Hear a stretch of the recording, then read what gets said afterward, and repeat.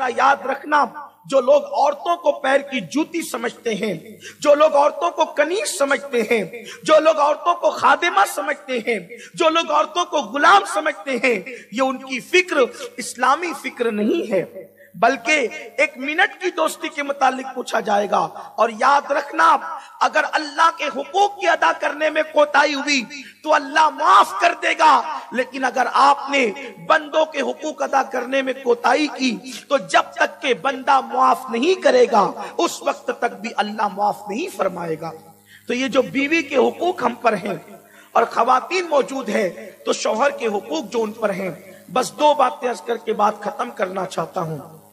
देखो, आज लोग बीवी की खुशी का ख्याल नहीं करते, बल्कि अब तो लोग बीवी से अबे तबे से बात करते हैं, गाली गलौज से बात करते हैं।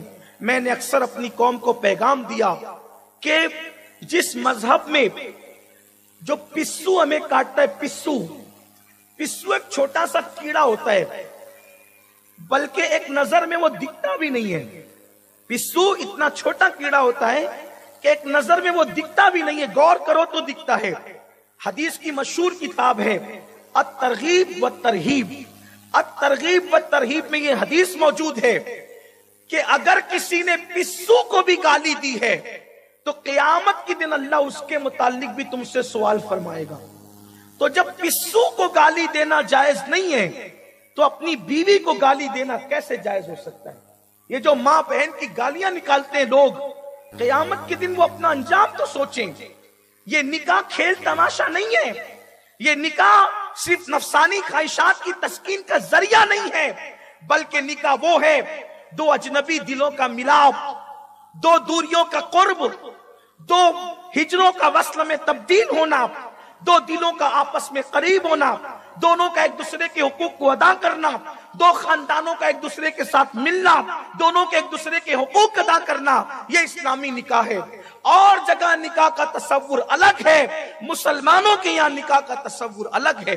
देखो, निकाह का तस्वुर हमारे यहाँ कितना खूबसूरत है। हुजूर अलैहिस्सलाम की एक बीवी है जिनका नाम है हजरत सफिया। ये हजरत सफिया एक यहूदी की बेटी थी। हजरत सफिया एक यहूदी की बेटी थी। एक जंग के मौके पर ये कनीज बनकर के हुजूर की बारगाह में आई। अल्लाह के रसूल अलैहिस्सलाम ने उनको आजाद कर दिया और वो बहुत खूबसूरत थी।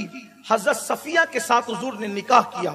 अब जरा तवज्जो करना कि निकाह किस कदर एहतराम सिखाता है, निकाह कैसी मोहब्बतों की बातें बताता है।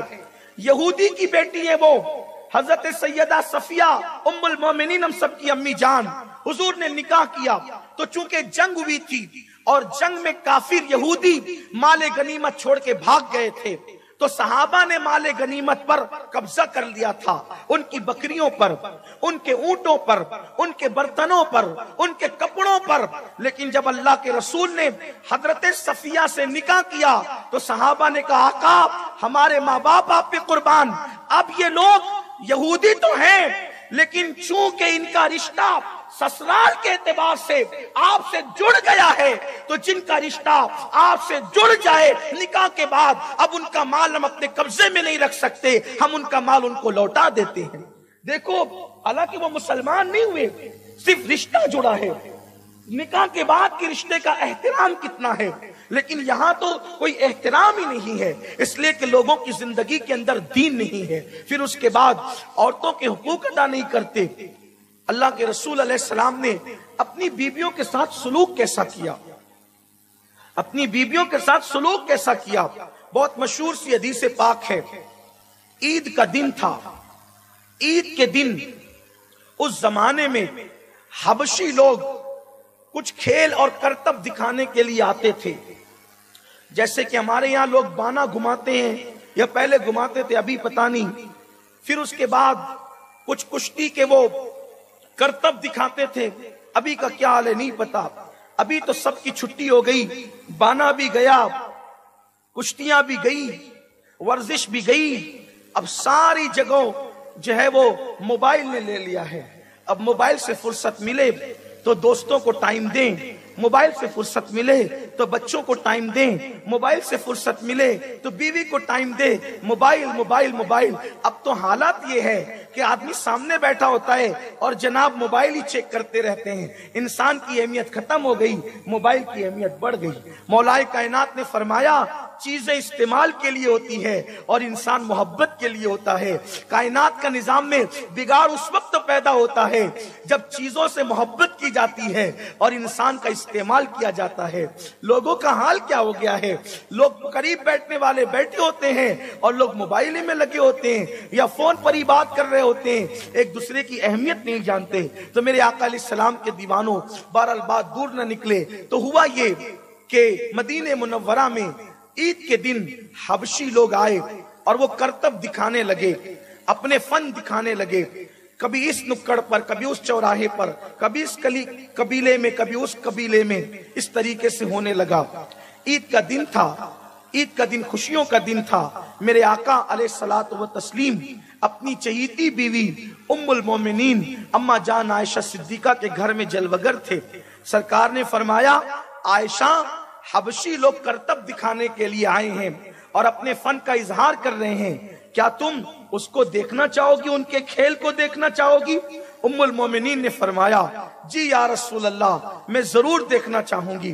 तो सरकार ने अपनी घर के दरवाजे पर यूं हाथ रखा और हाथ रखकर उम्मुल मोमिनीन ने हुजूर अलैहिस्सलाम के यूं बाजुओं पर अपनी तोड़ी रखी और थोड़ी रखकर वो पर्दे के पीछे से वो उन लोगों का करतब देखने लगी। उनकी वजह से हुजूर भी देख रहे थे। जब वो हबशी लोग करतब दिखा रहे थे तो सरकार ने उम्मुल मोमिनीन से कहा, बस अब तुम्हारा जी भर गया? उम्मुल मोमिनीन ने कहा, नहीं या रसूल अल्लाह, अभी नहीं। फिर हुजूर अलैहिस्सलाम ने उनको मौका दिया, फिर वो देखती रही। फिर उसके बाद फरमाया, अब बस करें? अर्ज की, नहीं या रसूल अल्लाह, अभी और देखना है। फिर मेरे आका अलैहिस्सलातु व तस्लीम थोड़ी देर तक और देखते रहे। उसके बाद उम्मुल मोमिनीन की तबीयत भर गई। फिर आपने फरमाया, या रसूल अल्लाह, अब बस मैं सैर हो गई। हुजूर अलैहिस्सलाम ने पर्दा गिरा दिया और वो हबशी लोग चले गए। आप गौर फरमाएं, ये मोहब्बतों का माहौल था। क्या आज हमारे घरों में ये मोहब्बतों का माहौल है? हम किसी से भी फोन पे बात करते हैं तो बिछ जाते हैं, नर्म हो जाते हैं, लेकिन घर से फोन आता है तो पता चल जाता है कि जनाब अपनी बीवी से बात कर रहे हैं। त्योरियां चढ़ जाती है, आवाज ऊंची हो जाती है, जबकि कुरान कहता है वक़ूलु क़ौलन सदीदा। अल्लाह फरमाते हैं मीठी मीठी बात करो, सीधी सीधी बात करो, प्यारी प्यारी बात करो। याद रखना, जिनकी जबानें मीठी नहीं हो सकती उनके दिल कैसे मीठे हो सकते हैं? जिनकी जबानें अच्छी नहीं हो सकती उनके दिल कैसे अच्छे हो सकते हैं? फरमाया गया, हर आदमी अपनी जबान के पर्दे के पीछे में छुपा हुआ है। इंसान लिबास कितना अच्छा पहने, इंसान जूते कितने अच्छे पहने, इंसान खूबसूरत कितना ही हो, आंखें कितनी अच्छी हो, जब तक वो जबान नहीं खोलता उसकी हैसियत पता नहीं चलती। इंसान जबान के पर्दे में छुपा होता है, जब जबान खुलती है तो पता चलता है इस शख्स की हकीकत क्या है। अंदर जो होता है वही जबान के जरिए से बाहर आता है। इसलिए फरमाया गया कि अपनी औरतों से अच्छी बातें करो। मर्दों को चाहिए औरतों से अच्छी बात करे, नरम बात करे, अच्छे लहजे में बात करे, उनको खुश रखे, जो खाए उनको खिलाए, जैसा लिबास पहने उसी कीमत का लिबास अपनी बीवियों को पहनाए, उनके हुकूक का ख्याल रखे। मेरे आका अलैहिस्सलाम फरमाते हैं, जो अपनी बीवी के मुंह में हलाल का एक लुकमा डालता है, अल्लाह ताला उसके गुनाहों की उस मगफिरत उसी वक्त फरमा देता है। आप अंदाजा करें, ये तो हुए शौहर का अंदाज, हालांकि बहुत तवील शौहर के हुकूक हैं, उस पर नहीं जाता। उसके बाद बीवी शौहर का हक कैसे अदा करे, सिर्फ एक हदीस पाक मेरे आका अलैहिस्सलाम ने फरमाया कि अगर अल्लाह के अलावा किसी को सजदा करने की इजाजत होती तो मैं औरतों को हुक्म देता कि वो अपने शौहरों को सजदा करे, लेकिन अल्लाह के सिवा किसी को सजदा करने की इजाजत नहीं है। मेरे आका सल्लल्लाहु अलैहि वसल्लम ने फरमाया कि अगर किसी के शौहर के जिस्म में फोड़े निकल आए और उससे पीप बहने लगे और वो औरत उस पीप को अपनी जबान से चाट कर साफ करे तो भी वो अपने शौहर का हक ادا نہیں کر سکتی۔ حالانکہ زبان سے پیپ کو چاٹ کر صاف کرنے کی اجازت نہیں ہے، یہ صرف حقوق کی اہمیت بتانے کے لیے ایک مثال دی گئی ہے۔ جیسے مثالیں دی جاتی، مثال دی گئی ہے کہ شوہر کے بدن کے پھوڑوں کا پیپ اگر عورت زبان سے چاٹ چاٹ کر صاف کرے تو بھی وہ اپنے شوہر کا حق ادا نہیں کر سکتی۔ یہاں پر ان عورتوں کو چاہیے کہ ہاتھ کی مہندی بھی نہیں چھوٹتی اور عورتیں شوہر کی شکایت لے کر اپنے ماں باپ کے گھر پہنچ جاتی ہے، اپنی بہنوں کو ساس اور سسر اور نندوں کی شکایت کرنے لگتی ہے۔ اچھی طرح یاد رکھنا کہ یہ اسلامی نقطہ نظر نہیں ہے۔ ہم دراصل آخری بات کہہ کے اپنی گفتگو مکمل کر دوں تاکہ ہم نکاح کی طرف بڑھیں۔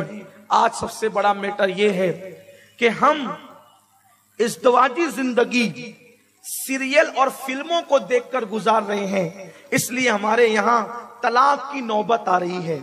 ہم فلموں کو اور سیریل کو دیکھ کر ازدواجی زندگی نہ گزاریں، بلکہ ہم مصطفیٰ جان رحمت کی زندگی کو پڑھ کر اپنی ازدواجی زندگی کو گزاریں تو انشاءاللہ کبھی بھی طلاق کی نوبت نہیں آئے گی۔